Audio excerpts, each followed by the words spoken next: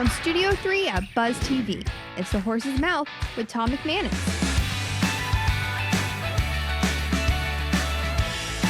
Welcome back to another episode of Business Champions. I'm Steve Strum. Business Champions brought to you by the generosity of Foodies Care as well as the Daily News Network. I've got some really cool people to talk to today about helping people. We've got everywhere from people that tell the story of veteran suicide, a person that studies functional pathology to have their best life, a guy that bends people in half, and a gentleman we're going to start with his name is Major Harding on the end here, who he and I have done a lot of work helping the community. Major, thank you for being on the bar, and I apologize in advance for anything that I'm going to do to offend you. But what do you want to talk about with the work that we do, whether it's Foodies Care, 6-8 Ministries, to help other people using this platform as a launch? Well, let's talk about Foodies Care. So Foodies Care is set up as 501c3. We raise money to support organizations that already feed, that already have feeding centers in process. So we're not doing the actual feeding. We're providing funds for them to feed and provide for the homeless too. So that's a really good thing locally that Foodies Care is doing, but it also supports like 6-8 Ministries, which I'm on the board of. And we feed about 1,000 meals a week in Costa Rica to the poorest of the poor, children, and the homeless community.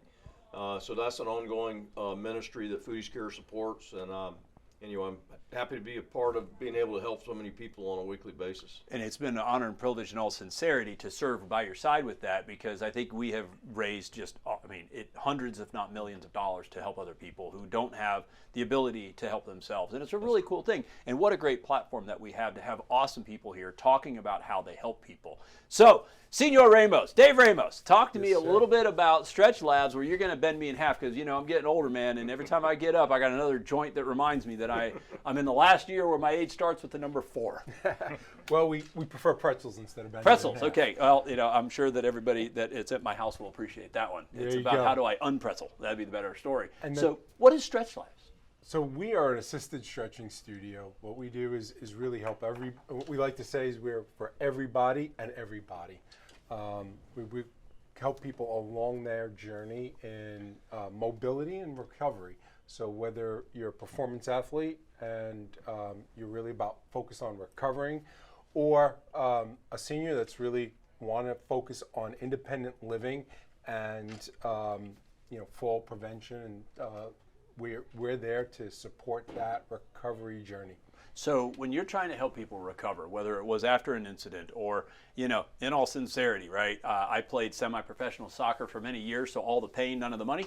But my knees are absolutely shot, and my wife is constantly yelling at me to go get my knees done, and I'm afraid to go into the knife, right? Because once you go into the knife, you can't unknife it. And I've already had one done, and I'm trying to maintain all my original parts before I start to get some cybernetic organisms inside of my body. What is it that you do to help, whether it's the seniors or whether it's the folks like myself, or maybe even somebody, we're coming to you in a second, that may not have the same mobility that we're deployed coming back, and, you know, maybe some of the things just aren't working right. What is it that is an outcome for all those people after they come see you in their facilities?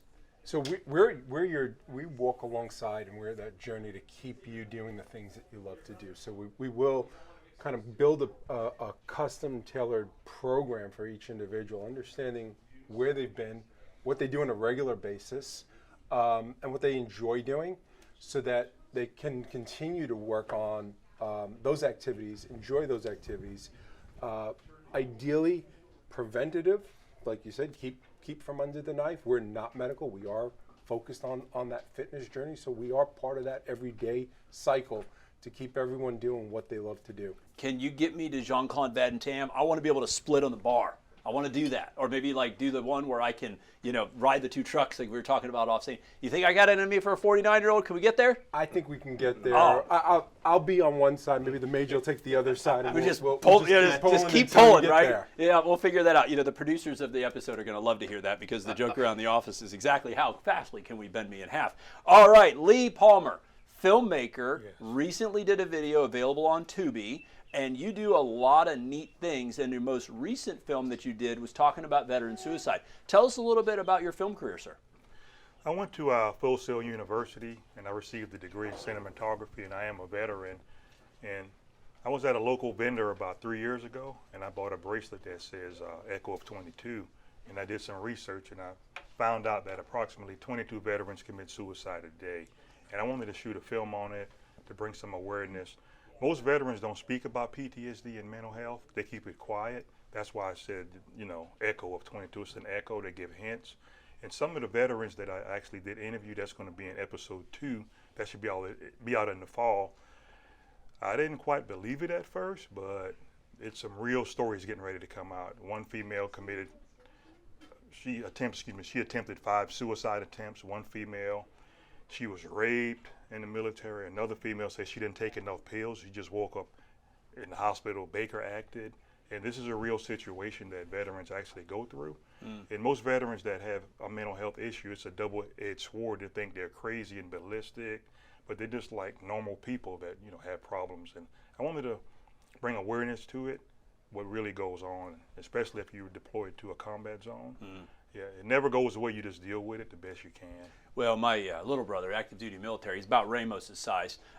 He's been deployed 7 times, and although he did come back physically with some scars, not all the scars are on the outside, right? And sadly, he actually had to go do the funeral detail for one of his battle buddies out in Afghanistan that came home and struggled with that and took his own life. Not as much of a taboo as it was, but still something that our modern day war fighting men and women, they're just, cannot talk about that. So thank you so much for, putting that out there so people can understand through the eyes of a veteran. Of course, thank you for your service to our great country. Appreciate it. Freedom rings different from somebody who defends our flag and a guy that understands that, me and my mom when she had to go through that with both my dad and my brother. All right. Thanks for your service, too. Yes, sir. Thank you. Last but absolutely not least on our panel, Sabine O'Laughlin, who studies functional wellness as a coach.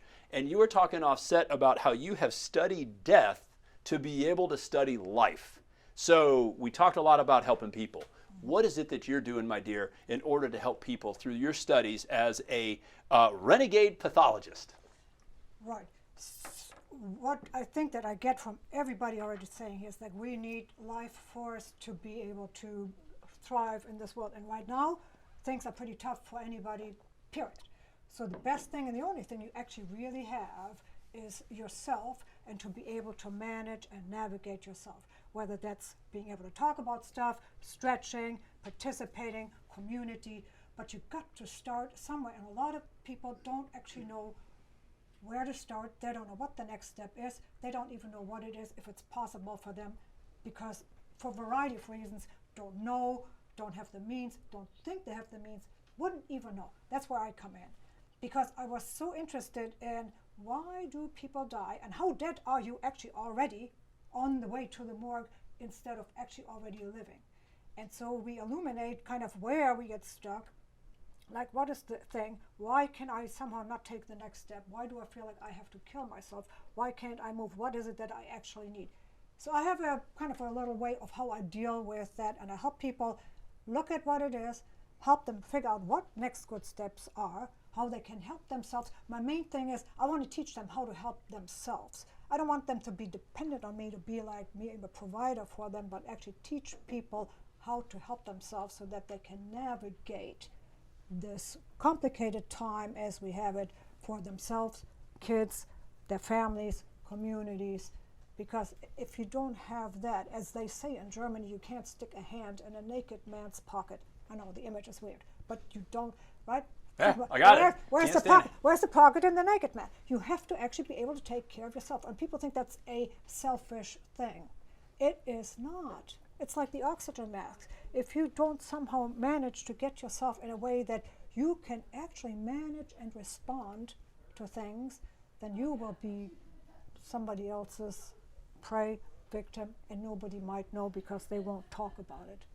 Well, and it's interesting. So in, the year 2026, right? Somehow weirdly we're 5-6 years past COVID, which it seems like that was yesterday, but then also a lifetime ago. Everybody here, whether it's the work that I've had the opportunity to serve with Major on giving back to the community, helping the people bend into a pretzel. I really appreciate that. Telling the story about veterans and some of the things that they might not want to talk about, so they can look at you and say, you know what, I get that. That's my guy. He's talking about that stuff, or helping people understand that sometimes that worst critic is between the ears, right? 2026, we all probably need some level of help. And so whether it is, to your point, the stuff you do, to watch your film and maybe somebody doesn't feel alone, maybe if somebody doesn't have that mobility, and maybe somebody can't afford a meal. These are all things that we're doing together as a community, and what an honor it is to have all of you guys here on this platform to talk about what you guys individually do, but also have an opportunity to collectively do. As we take it to the next end of this show, we're going to have Major talk about how we're doing together to help our community. Tell us a little bit about the event we got coming up in April for 6-8 Ministries, sir. So we got our annual Bourbon and Barbecue, April 25th, 4:30 to 8 o'clock on State Road 13, just north of Greenbrier. We're going to have live auction, silent auction, great barbecue and bourbon. Dave has actually been to the event. Great event. So we're just looking forward to it. It's our annual big fundraiser, and it supports the ministry. We feed about 1,000 meals a week, as I said earlier. So this is our big push. So it's always cool. Thank you very much for putting all that together. In all sincerity, for the people watching this episode, Major lets me follow around behind him and help doing this kind of stuff. And it puts up with me, I think, is probably a better way to say that. And does let me hang out with your lovely bride as you're singing and dancing in front of everybody, saying, give me all your money for a good cause. For a charitable donation, it's fully tax deductible. Consult your CPA. So one of the things that we take it away, it's always nice, guys, when we have like a common theme, right? It's interesting, right? Whether it's the stuff that Major and I are doing, bending me in half, telling the story for veterans, or really trying to help people figure out how to not be their own worst enemy. Really cool to have an opportunity to spend time with all of you guys talking about what we're doing for the betterment of our community.